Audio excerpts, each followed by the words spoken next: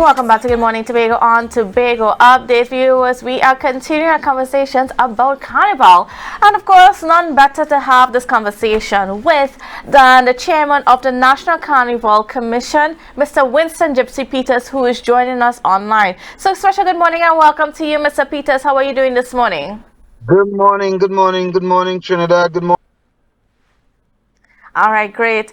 So can you tell me, just about, how are things shaping up, morning, Tobago. just, I Blessed guess, to see you soon. nationally for Carnival? We can start with that first. I missed what you said there a while ago. What I did was you just going to ask say? you, how are things shaping up? How are things looking for the national hosting of Carnival? Things are looking very good. Things are looking up. Things that we have everything on track and everything is ready. In the next couple of days, everything would be a go. All the And things that then, has to happen for Carnival is in place. all right. And then, as we look at, just the way how things are being put into place. Last year we had, the branding of it was going to be the mother of all Carnival, coming back from COVID-19 and so on. Even though we didn't see this they didn't see the same amount of participation as we had expected. Do you expect any change in that participation going into this year's But Carnival? but may I ask? I want to do some correction there because who said that we did not see the same amount of participation? Where was that statistic given by and Mr. by whom? Peters? Yes, I'm here. I'm here. All right. We I seem to am have saying, a little break in the conversation, well, in the connection. that no, I'm here. I'm right here. I'm listening to you. I'm hearing you. But what I was, are you hearing me at all? You're coming in and out. Well, that's no fault of mine because I haven't moved from the same position that I'm in since I answered you. So I don't know. That's some kind of technological thing that's happening good there that I out of my control. But I am hearing you and I'm seeing you, and I don't know if you are hearing me. Are you hearing me? Yes, I'm hearing you now. Okay, so my question was, where did that statistic come from that said that we did not have the same amount of participation? This is just, of course, going off the reviews of lots of people and just public sentiment that was expressed. Well, I want to tell you that that public sentiment was not correct at all because we did have basically more participation than we had in a lot of years gone by, and we are aiming to even have more than that this year. And you mustn't always depend on hearsay statistic. We must always try because there's the CSO who would tell us exactly what is happening in our country. And Okay. those are who we rely on for our information and all of that. All right, and then as we look at just the planning for Carnival and so on. Now we see something interesting happening here in Tobago, where it seems as though when it comes to mass, the adult mass, I should say, they're focusing a lot of their energies on the October Carnival, whereas kiddies and calypso and pan are taking the stage in the February Carnival. Well, what is your perspective on what's been happening here in Tobago? Well, I think it's a very diminishing perspective because you cannot be Okay, I think we've lost Mr. Peters. excerpt from your carnival and alone Tobago carnival. That has been to see it come to fruition. Tobago's carnival should be in October, and Trinidad and Tobago, the country carnival, should be in well, when our traditional carnival. That is fine for me. The thing about it is that why are we excerpting the things from that is from October carnival, imbuing it into the national carnival, when in fact it will be just a watered down version of anything. Why not just amalgamate it and have a carnival that would bring people and bring tourists to Tobago, and we have inter-island tourism that would make Tobago Carnival a very viable money-making entity, because that is what carnivals are. Carnival to our countries is to make money. It is not just for us to have a good time. Most of the people from Tobago are going to come to Trinidad for Trinidad Carnival anyway. So So you were saying that there shouldn't be anything in Tobago for the February Carnival. Tobago should be the cool down of the February Carnival. Put events at the end of the Carnival when people are going to leave Trinidad and come to Tobago to go by the beach and have beach party, have beach lime, fill up the hotels with beach activities, and have all the people who came to Trinidad for Carnival go to Tobago. And then in October, vice versa, you're going to have the people who come to Carnival in Tobago coming to Trinidad for whatever residual party or whatever they want to come to Trinidad for, if they want to so do. And then what about, just even just having kiddies alone, in the February Carnival in Tobago? But why do you want to have anything like that when you could have it in October? The kid is not going to get too big between February and October to have kiddies carnival, you know. They're going to be same children. You have more time to plan it, and you have more time to do it, and you have more time to create spectacles so that they could see the children in their full bloom. And you might even have children from Trinidad coming over to play mass in Tobago and all of that. Like indeed, you have people from Tobago coming to Trinidad to play mass for Carnival. What is wrong with that? I don't understand. But those are the thinkers there. I don't want to be thinking for everybody. All right. And then in terms of the planning and all of that, what about in terms of just the funding and so on? Are you having any issues at this point in time where making sure that the bands and so on have the sufficient monies and whatnot to go ahead with Well, we Carnival? are always making sure that that happens, but remember that we are a subventive organization as well. We have to depend on the government releases in order for us to do it. So, yes, sometimes we are short and we are back on it, but that doesn't stop us from going ahead because most of the people involved in Carnival have been people who are involved in Carnival for eons and they understand how it works. So we work and we get it done. Yes, we do owe people from time to time. We would have to do that, but some of them understand, and that's why a lot of them try to overcharge you because they know that they have to wait and the overdraft go up and all that kind of. A lot of ramification takes place in on the periphery of all of what happens to the eyes. Mm. And then as we also look at the different aspects of Carnival, we've seen that we're having another year where we don't have a soca monarch. Um, what is your viewpoint on what's been happening where It is soca is not. concerned? It is not something. It is not something that is acceptable to me at all.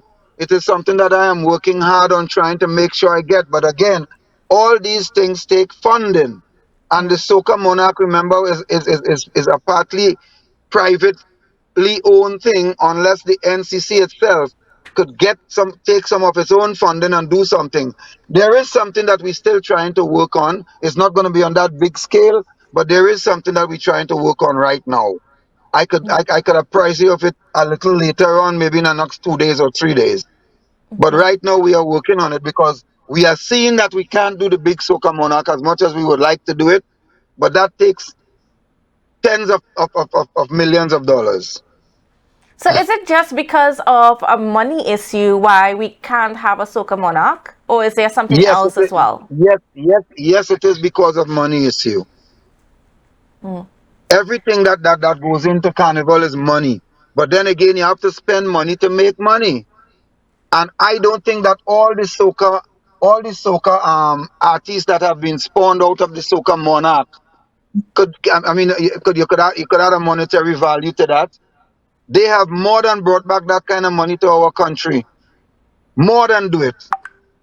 mm, So the money is not to spend. The money is not the problem. Getting the money to spend is the problem, and getting people to understand that when you do these things and you spend money on these things, it is not wasted money.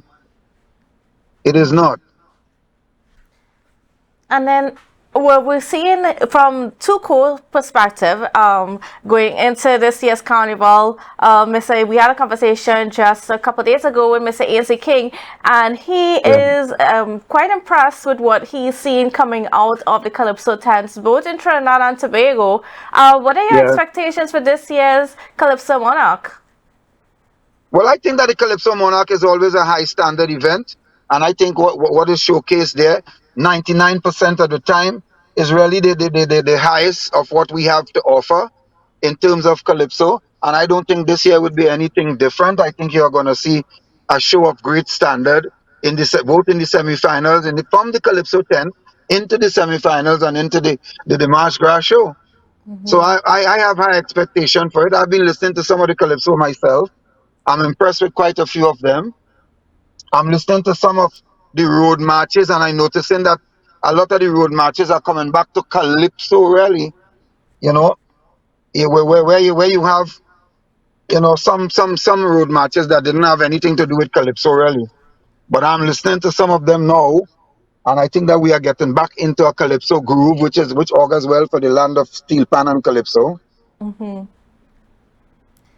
And then as we look at the growth of Pan as well, I mean, we continue to see the performances and the pieces that our individual Pan bands, whether it be small or large, they continue to put out exceptional pieces out there. What is your take on what's been happening with Pan? My take on that is fantastic. That's the only how I can describe it. And I want to tell you that anything that you're doing in life, management is the key to basically everything. I mean, there will always be variations to management, but management is the key. And I want to commend Beverly Ramsey Moore for doing a fantastic job with the pan. Her and her executive, they are doing a fantastic job. She is going all out to ensure that the pan get what they deserve, and I like that. And I'm urging Ainsley King, my chairman, my president, because I'm a Calypsonian, and I'm urging him to do the same thing, and I'm helping him along. Excuse me. I'm helping him along in any way that he need help to get it done, because I know that management makes the difference in everything. And that is your hands very demanding and commanding kind of person as well. And you need that kind of personality to drive things. Sometimes you could call it dictatorial if you may, but it works. And that is what is important. And I love what she's doing. She's doing a fantastic job with the pan movement and the instrument, the actual promulgation of the instrument itself. Where do you see Pan going? I mean, after all these successes and, just this good trajectory that we're seeing so far coming out, where do we see it going? Well, I can't describe its destination, because pan, as far as I am concerned, is an instrument like any other instrument, like the guitar, the bass, the piano, the saxophone. A pan is just an instrument as far as I am concerned. But given the antecedents of the pan, this is what makes all the difference in terms of promoting it, and promoting it in a way that you would find that it would find itself among the great instruments of the world. And it has done that up to a point already. It is now the furtherance of doing that. And I think that the land of Pan is a great place to start to ensure that we keep it going, so that the rest of the world will respect it in a certain way. There's been a conversation over the past few years, even about how we monetize our carnival in a larger way than we've done before, because it's all about sustainability. And if we want, I mean, we're hearing from you about the challenges with funding in terms of not being able to for us to have that soca monarch because we don't have that funding and so on. What is NCC doing in terms of making Carnival a little bit more sustainable, so that we can put more money into the culture and into the art of it all? Well, we put money into the culture and into the art of it all the time. The thing about it is that the monies that comes to Trinidad and Tobago doesn't come to the NCC, or it doesn't come to Pan Trinbago, it doesn't go to the mass fraternity.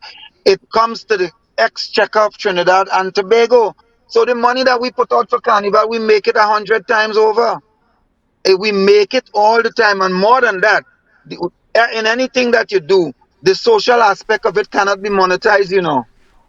So apart from the physical monetary gains that we are having in our country, the social aspect of this, the social aspect that Carnival brings to Trinidad and Tobago cannot be monetized. So I am saying to you that, but we still have people in the society who don't understand what Carnival is all about, or at least what it has evolved into, a gross foreign exchange earner for our country, who still says that the government spending $150 million on people to wine and jam in the country because they don't understand. And we have to continuously tell them that it cannot be expressed sufficiently why the government have to do it and what kind of monetary returns it brings to our country. But the monetary returns, you cannot measure it.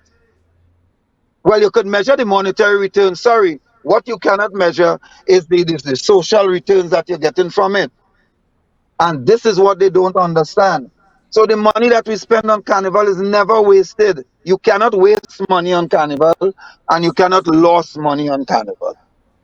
Because we bring people to this country who spend an enormous amount of money in a short space of time that would not have come to this country if you did not have something named Carnival. Hence the reason why most countries in the world today are looking to a Trinidad and Tobago type carnival because they understand the benefit of it. The only people who don't understand the benefit of carnival in Trinidad and Tobago is primarily people who don't like carnival, who hate carnival, and to hate everything else that we create here. The pan is no good. The pan is a devil's instrument. They hate mass. You mustn't play mass. That is not a good thing. Calypso. You must calypso because calypso is an evil thing. We were taught all these things, you know. All these things I'm saying here, we were taught that. And there are people in this country today who kind of in and they cannot get out of it and understand what carnival is truly means to us. All right. Well, I mean, I also want to thank you so much, Mr. Peters, for joining us. And before I go, I just want to give you a, I don't know if you have anything else that you want to leave with us. Well, I just want to tell the people, Tobago in particular, that I want to see Tobago have a real standalone carnival. Channel all your efforts into making sure that October is the best October that you can have. And let us in Trinidad and Tobago work towards building our carnival. Like you said, if there are more things that we have to do to ensure that more people come here, let's collaborate together. Let's collectively see what is that, and let's bring people to our country, because the bigger our carnival is the better for all of us. All right, great. Thank you so much, Mr. Peters. And viewers, You're very please don't welcome. go anywhere because we got quite a lot more coming up for you in the program right after this break. The energy fill the sky.